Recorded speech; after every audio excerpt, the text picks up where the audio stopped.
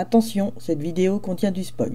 J'aime les animes japonais en général, mais au cours de ma vie, je me suis surpris à regarder des dessins animés américains ou français et à les kiffer dès le premier épisode. Seulement, parmi ces séries que j'adore et dont tout le monde parle, il y en a qui ont malheureusement fini dans l'oubli, ou alors sont peu connus en France, alors que pour moi, ils sont restés gravés dans ma mémoire. Et il n'y a rien de plus frustrant que d'adorer quelque chose et de n'avoir personne avec qui le partager.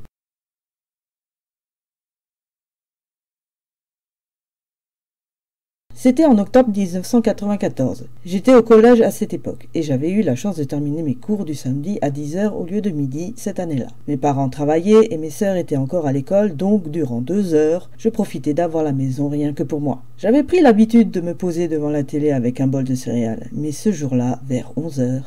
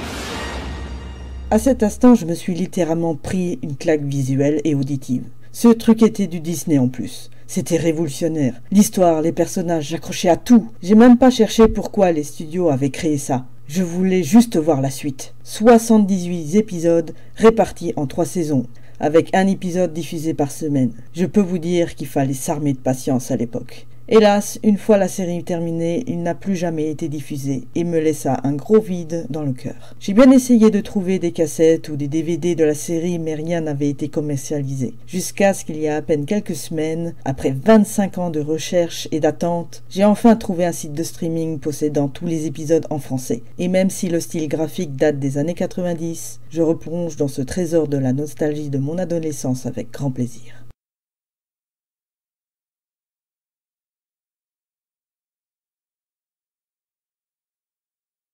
Sortie en 2003, diffusée sur Canal J si je me souviens bien. Cette série française m'avait marqué par son style graphique space opéra un peu cyberpunk, son ambiance rock jazzy, mais surtout par ses personnages attachants et leur histoire. Malo Corrigan est un traceur, un camionneur de l'espace en gros. Lui et son équipe livrent des marchandises dans toute la galaxie et explorent toutes les thématiques de la science-fiction qu'on peut aimer. Planète en péril, boucle temporelle, robots humanoïdes, espèces extraterrestres, etc.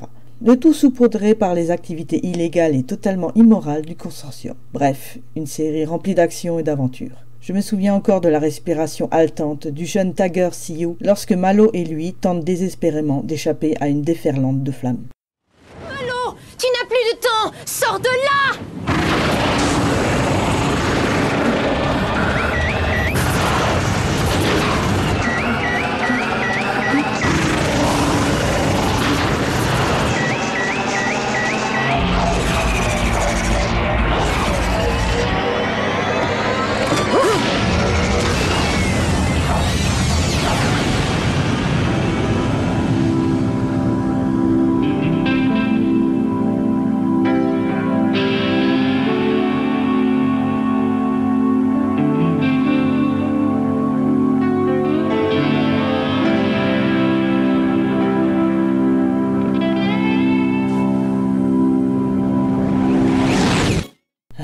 Un grand moment. Il y a eu quelques versions différentes du générique suivant les pays, mais la meilleure reste quand même la version française.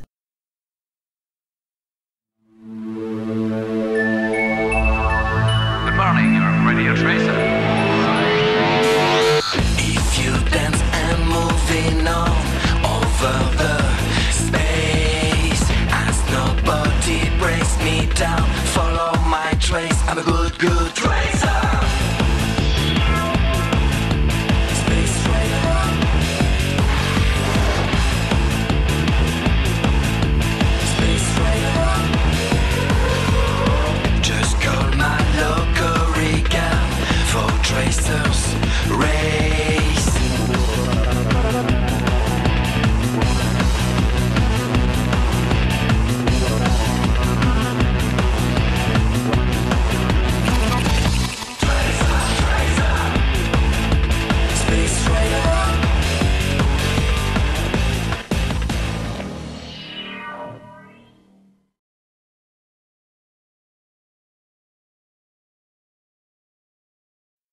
Ce dessin animé ne fait pas partie des oubliés, mais celui des peu connus car diffusé uniquement sur Netflix. Sorti entre 2016 et 2018, je l'ai découvert par hasard en regardant un AMV d'un des personnages de la série sur YouTube. J'ai direct craqué sur son chara-design et j'ai aussitôt cherché à tout savoir sur elle. Son nom, la série d'où elle venait, son histoire, sa voix.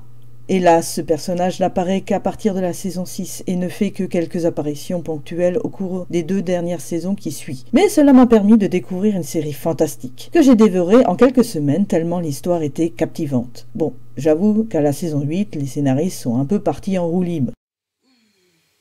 Bon les gars, c'est la dernière saison. S'il vous reste des idées pour le scénar, c'est maintenant qu'il faut les poser. Ok. Mais ça n'enlève rien à mon adoration pour ce reboot revisité des années 80, et vous la recommande chaudement. Merci d'avoir regardé, liké et partagé si vous avez aimé.